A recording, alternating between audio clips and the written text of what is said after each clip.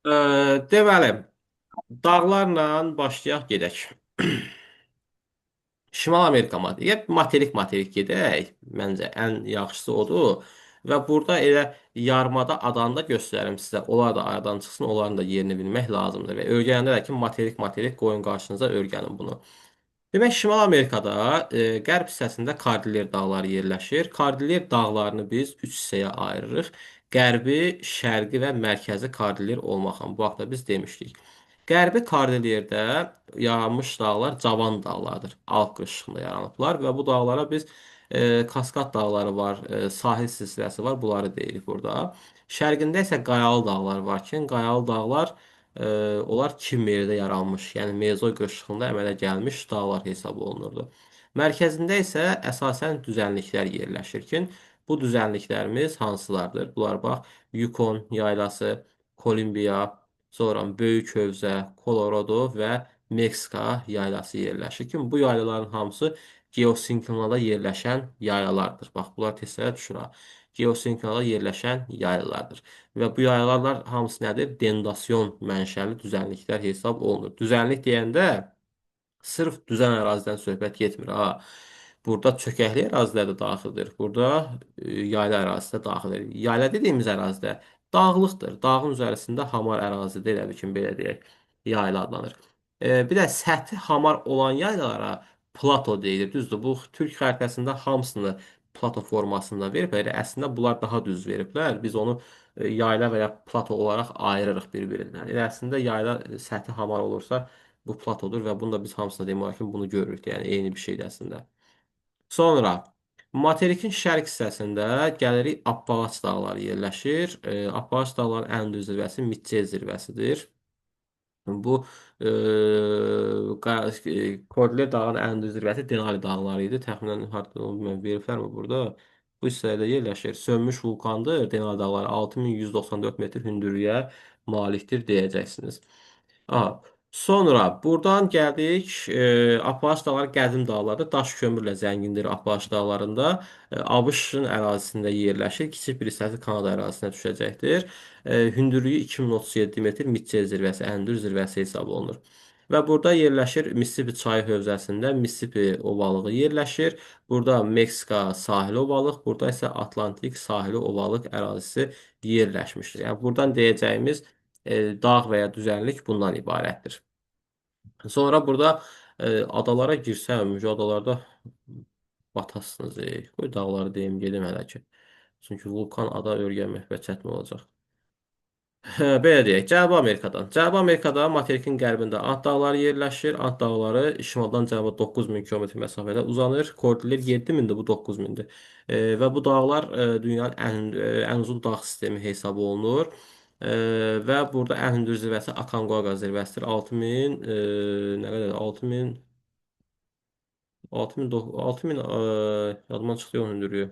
6959 metr nədir belə bir şeydir. Hani onun hündürlüyü. Ha, 6959 bizim kitablar verir. Burada 61 verir. Bəzən də bizim kitablar 6960 verirlər.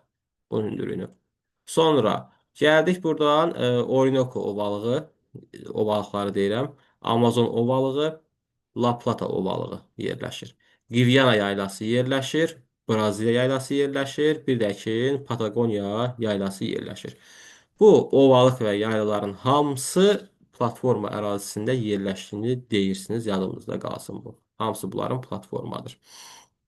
Sonra gəldik Afrika materikinə. Afrika materikinin şimalında Atlas dağları yerləşirdi. Alp dağlarının başlanğıcı hesab olunurdu bu dağlar. Alp qırışıqlığının başlanğıcı hesab olunurdu. Ən hündür zirvəsi isə Tupkal zirvəsi 4165 metr hündürlüyə malikdir. Burada 67 veriblər.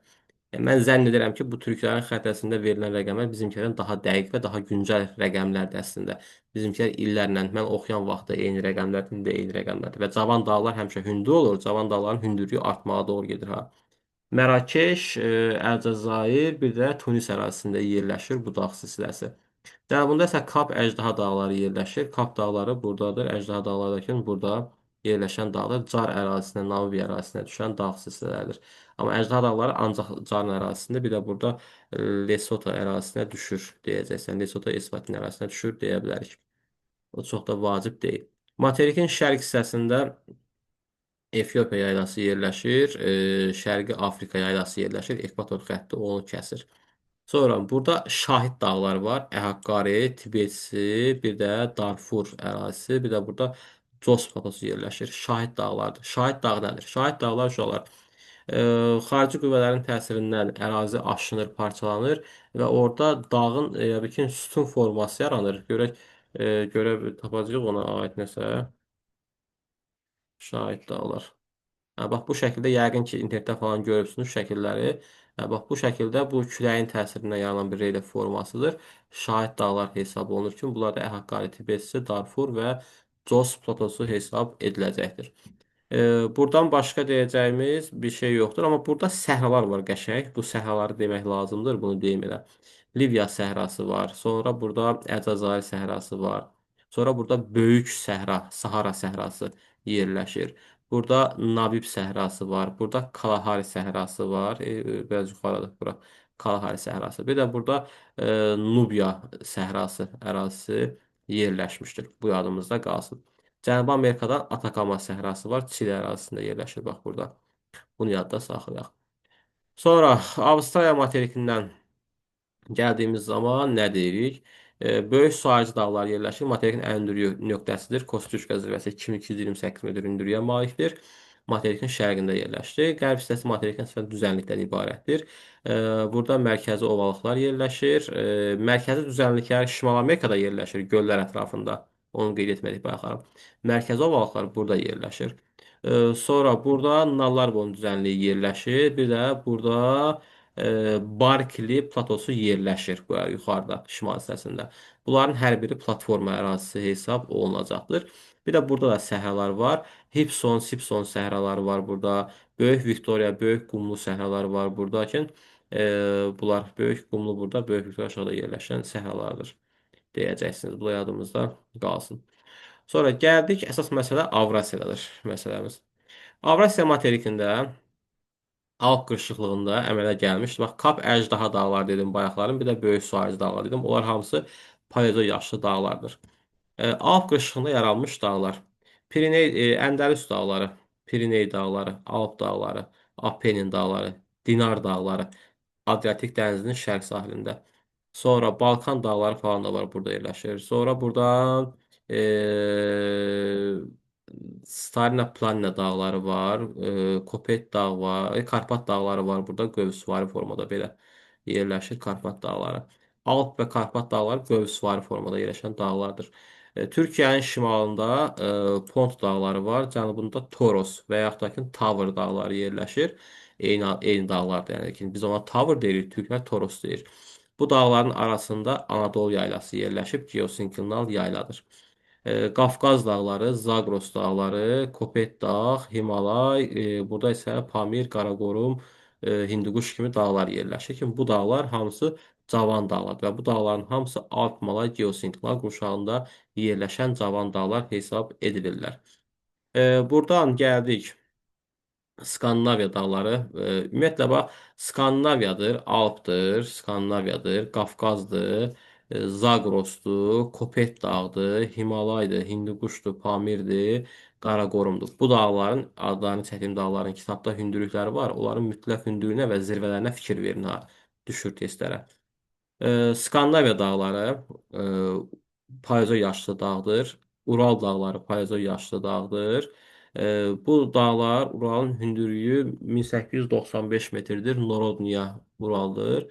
2469 metrdə şeydir. Nədir? Skandinaviya Qalxpigen zirvəsidir. Ən hündür zirvəsi qədim dağlardır. Sonra burada Altay, burada isə Sayan, burada isə Tianşan dağları yerləşir. Bunlar payızda yaranmış, Alpda yenidən fəallaşmış qədim dağlardır deyəcəksiniz. Böyük Xinqan, Kiçik Xinqan dağları təxminən bu hissələrdə yerləşir belə. Böyük Xinqan, Kiçik Xinqan bunlar da payızda yaşlı dağlar hesabı olunurlar. Verxyanski, Çeriski, Sxota, Alim Mezozoy yaşlı dağlardır. Kunlun bir də Tibet yaylası var. Bu da Mezozoy yaşlı ərazi hesab edilirdi deyəcəksiniz. Bu əsas dağlardır buranın. Buranın düzənliklərindən ovalıqlara baxaq. Almaniya Polşa ovalı platform ərazisində yerləşirdi.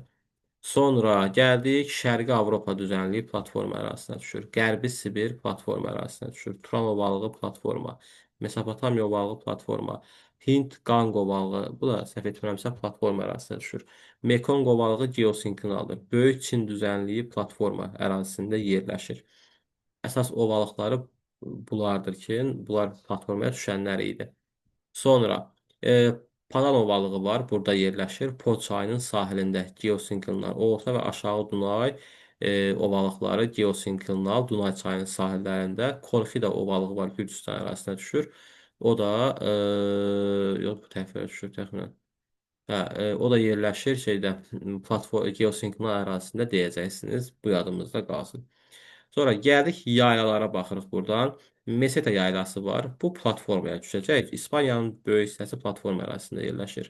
Sonra Anadolu geosinklinal, İran yaylası geosinklinal, Dekan yaylası platforma ərazisində yerləşən yayladır.